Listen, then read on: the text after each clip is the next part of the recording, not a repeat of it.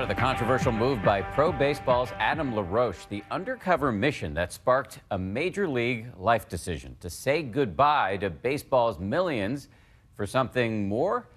He talks about it for the very first time with ABC's TJ Holmes. A month ago, Adam LaRoche thought he'd be knocking home runs out of the park right now for the Chicago White Sox.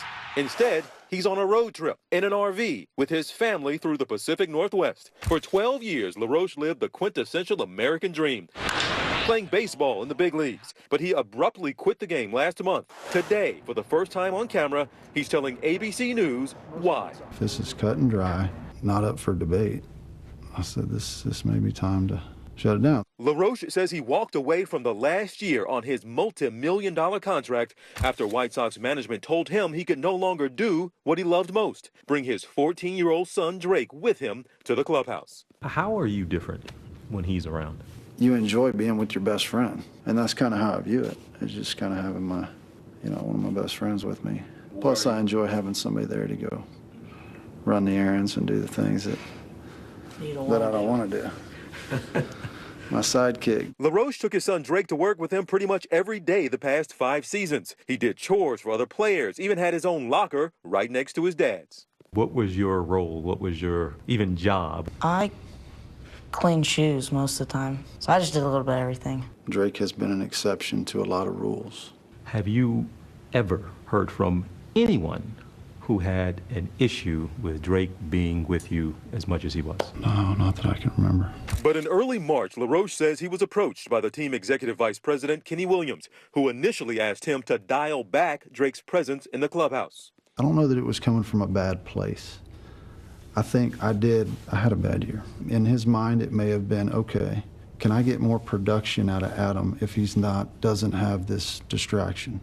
LaRoche says he was then told not to bring Drake around at all. He just said, enough, enough's enough. I don't want to see your son around here anymore. After that heated conversation, when did retiring start swirling around in your mind? Probably 20 minutes later.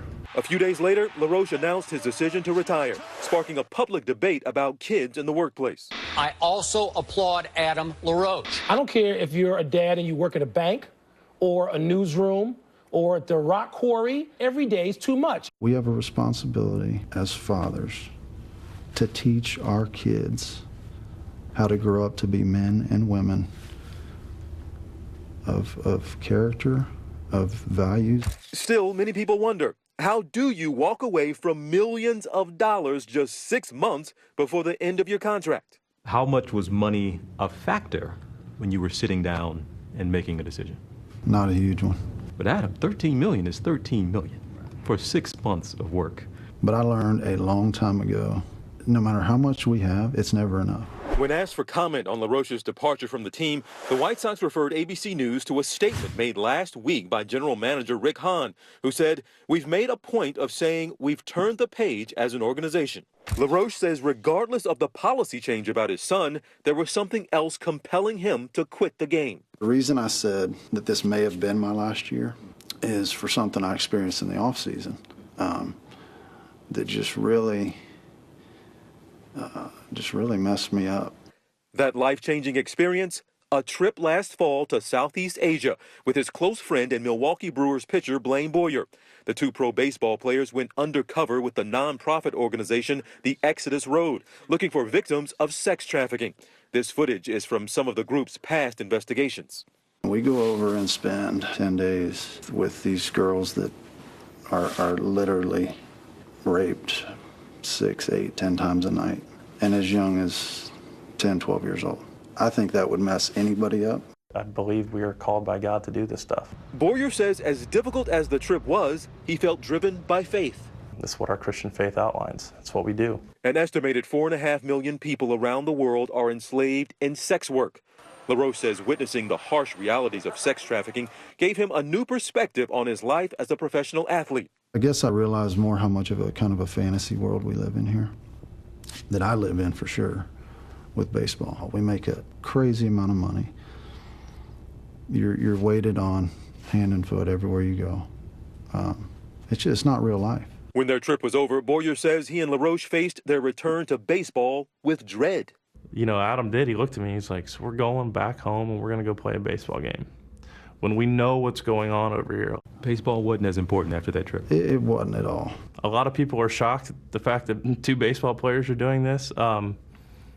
Yeah, I don't get it. It's, you know, why not us? Even though they have no experience, Boyer says he feels he and LaRoche can make a difference. LaRoche and Boyer are 2 of the latest celebrities to go undercover to try to save child sex slaves. We have it all planned out. Nightline was part of one such mission in 2014. My colleague, David Wright, went to Colombia with the nonprofit group Operation Underground Railroad.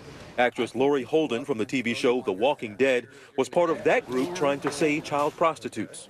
Have you ever done something like this before? I've spent time in Cambodia helping to get girls out of the brothels, but I was trained by a Navy SEAL when I did The Walking Dead, so I feel kind of like I can protect myself. All right, which is easier, this or killing zombies? We'll see. We'll see tomorrow. That mission, Holden participated in a staged bachelor party where girls allegedly as young as 13 would be the entertainment. Holden's role was to occupy the girls. Try to keep the party going in a light, festive spirit, which will, guys, be the biggest acting challenge in the history of all time, because I think our hearts are going to break the second that they walk in. She wore a wig just in case anyone recognized her. Hey, Latinos! What the heck? The organization said the mission went as planned. It turns out 17 of those girls on the sting were under 18 years old. Like Holden, LaRoche and Boyer say their work in the world of sex trafficking is just beginning. I think Adam and I made it pretty clear this is something that he and I are in for the rest of our lives. LaRoche says he's looking forward to spending more time with his son, hunting and fishing. And Drake says he's happy for the focused attention and has no doubt his dad made the right decision to leave the game. Do you think your dad was crazy to leave $13 million on the table? No. No? That's a lot of money. Hey, that makes me proud to hear that. But have you had that moment at least where you stopped and thought to yourself, what the hell was I thinking? I haven't yet, but it's still fresh. You got good hunting or fishing in New York, I'll be there. For Nightline, I'm TJ Holmes in Spokane.